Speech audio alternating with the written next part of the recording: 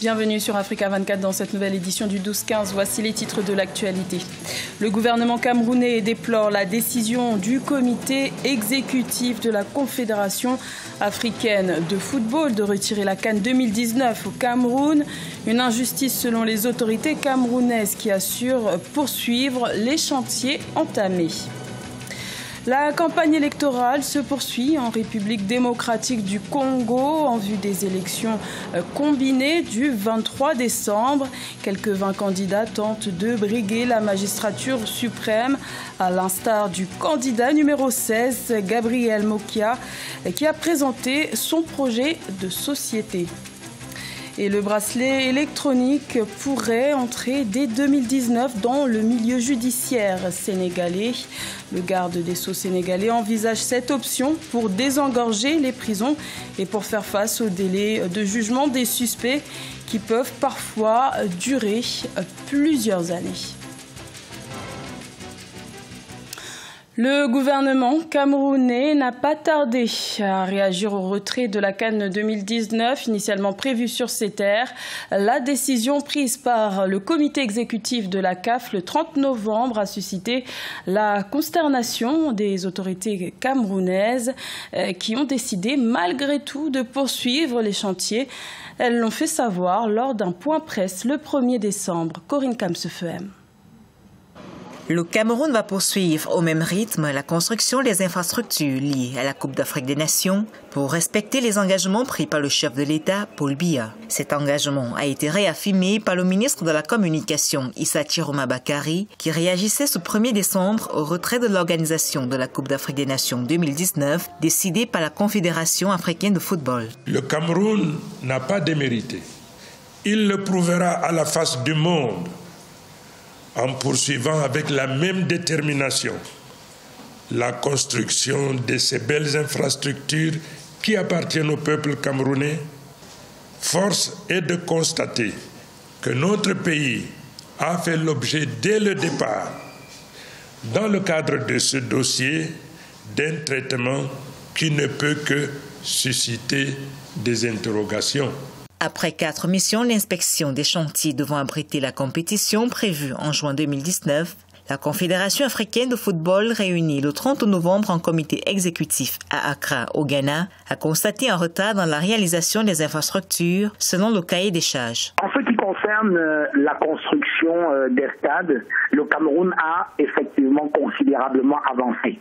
Mais les principaux stades n'ont pas à ce jour été livrés et nous sommes à environ 6 mois de la compétition. Donc à ce niveau, il y a eu du retard, même si ce n'est pas un retard qui soit rédhibitoire. C'est la première CAN qui va être organisée à 24 clubs, ce qui demande un niveau d'infrastructure plus important que lorsqu'on organisait la CAN à 16 clubs. Donc autant d'éléments conjugués montrent très bien que les dirigeants de la CAF ne pouvaient pas faire de cadeau au Cameroun. Le ministre camerounais de la Communication dénonce une injustice et interpelle la Confédération africaine de football sur la nécessité de respecter l'éthique pour une meilleure valorisation du sport en Afrique. Le Cameroun s'apprêtait à organiser une deuxième fois la Coupe d'Afrique des Nations après l'édition de 1972.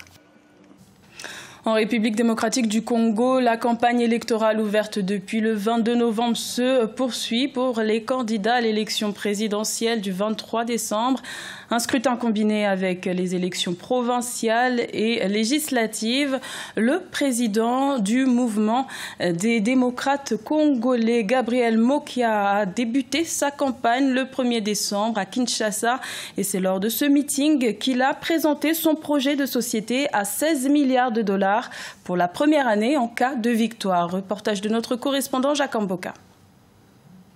Gabriel Mokia s'élance dans la campagne. Le président du mouvement des démocrates congolais, candidat numéro 16 à la présidentielle, a lancé sa campagne ce samedi 1er décembre à Kinshasa. Une occasion pour cet opposant de présenter à ses partisans son projet de société évalué à 16 milliards de dollars pour la première année de son quinquennat. Le candidat numéro 16, c'est le meilleur candidat. Je suis le candidat de la sécurité, les candidats de l'économie et les candidats de social. Si le social va mieux, si la sécurité est assurée, il y aura le social au bon fixe. Voilà le gros de mon message. Le président du MDECO promet à son électorat de s'attaquer à la corruption et renforcer la sécurité pour imposer le respect de la RDC aux autres pays. Pour ce faire, il promet dès son accession à la magistrature suprême d'augmenter les soldes des fonctionnaires, policiers et militaires. Il n'y aura pas de salaire de misère de 100 000 francs. Le candidat de la majorité, lui, vient pour Ambouré faire la continuité de ce que nous avons vécu pendant une vingtaine d'années. Alors, retenez qu'avec Gabriel Moke, au moins, un ancien opérateur économique, il connaît les valeurs de la population. Mokia s'est dit, dans les circonstances actuelles, être le seul capable de battre le candidat du FCC à la présidentielle du 23 décembre. Homme d'affaires chevronné qui a bâti sa fortune dans la filière du café, Gabriel Mokia compte sur l'agriculture et les mines pour booster l'économie congolaise. Le ministre sénégalais de la Justice, Ismaïla Madior Fall, veut désengorger les prisons sénégalaises pour faire face à la surpopulation carcérale. Le garde des Sceaux a annoncé le 30 novembre la possibilité d'équiper les prévenus d'un bracelet électronique dès 2019 dans le cadre de contrôles judiciaires et hors des affaires de terrorisme. Une mesure préventive face au délai des jugements qui peuvent parfois durer des années. Reste à savoir si ce mécanisme mettra fin au surpeuplement carcéral. Écoutons à ce propos le journaliste sénégalais, chroniqueur judiciaire Pape Thioro Ndiaye. Le gouvernement a instauré le port du bracelet électronique pour un peu éradiquer le surpeuplement dans les prisons. Il faut dire que le surpeuplement est une réalité au Sénégal. Sur les 37 prisons du Sénégal, toutes les prisons ont dépassé leur capacité d'accueil à l'exception seulement de 4 prisons. Ça veut dire que le surpeuplement est une réalité. Les longues détentions également, c'est l'autre objectif donc visé par le port du bracelet électronique. À ce jour, le plus vieux détenu provisoire a bouclé 11 ans de prison sans jugement. Donc, les longues détentions également sont une réalité au Sénégal. Maintenant, moi, je pense qu'il y a des mesures à prendre avant même d'instaurer le port du bracelet électronique. Même si le port du bracelet électronique va devenir effectif et que certains mécanismes continuent de fonctionner, on aura les mêmes problèmes. Le surpeuplement va encore exister dans les prisons et les longues détentions également vont durer. Il y a ce qu'on appelle les mandats de dépôt distribués à l'appel. C'est une situation qui est tout le temps décrite par les avocats. Pour des infractions mineures, on envoie des personnes en prison. Ça également, il faudrait vraiment revoir ça. L'autre aspect également, c'est ce qu'on appelle, ce que les avocats appellent les appels systématiques du procureur. Même si le juge donne la liberté provisoire à une personne, si le procureur refuse et fait appel, la personne reste en prison. Donc, ce sont autant de situations qui sont là. Et même si on ne règle pas ce mécanisme-là, les mandats de dépôt distribués à l'appel, vraiment, les problèmes vont exister. Il y a trop de mandats de dépôt qui sont décernés. Des femmes enceintes sont envoyées en prison et même des mineurs sont envoyés en prison.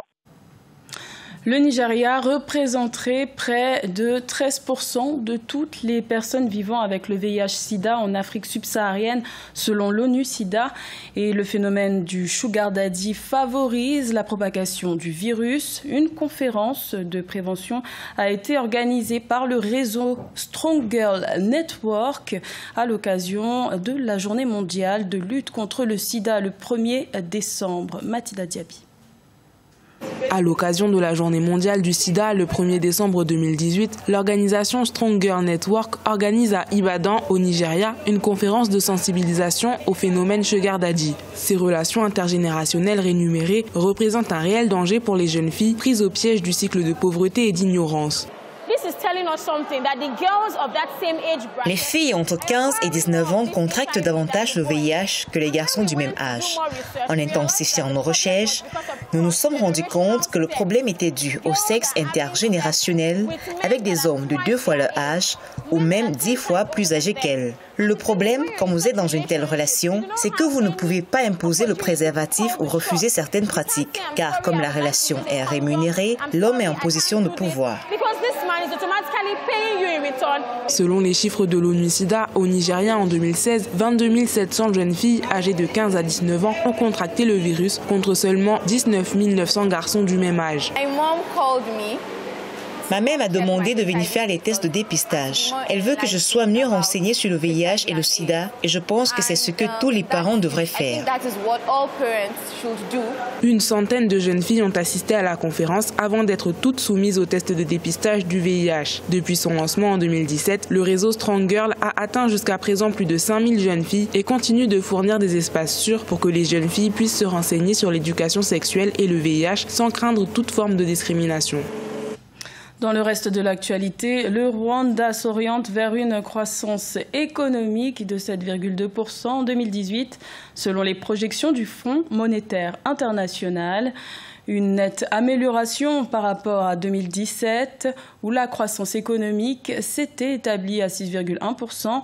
La croissance économique rwandaise à moyen terme devrait rester égale ou supérieure aux moyennes historiques, notamment grâce au tourisme, à l'agriculture et à la diversification des exportations. Ce journal a été réalisé par l'ensemble de la rédaction. Merci de votre fidélité. L'information continue sur Africa 24.